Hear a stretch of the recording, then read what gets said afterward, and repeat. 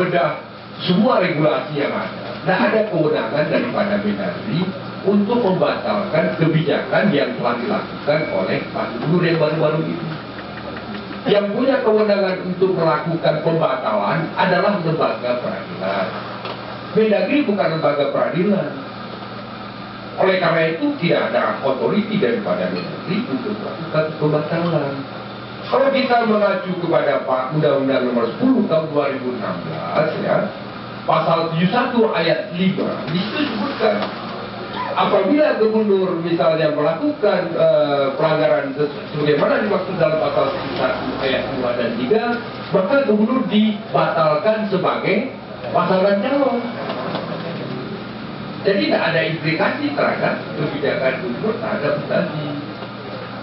Mari kita bedah regulasi, tidak ada kewenangan daripada Mendagri untuk membatalkan kebijakan gubernur yang berkaitan dengan persoalan itu.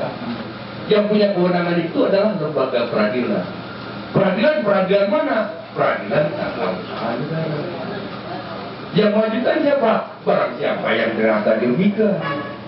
Jadi oleh karena itu tidak boleh Mendagri melakukan pembatalan. Kalau Mendagri melakukan pembatalan, tentu dia sudah sebagai lembaga peradilan.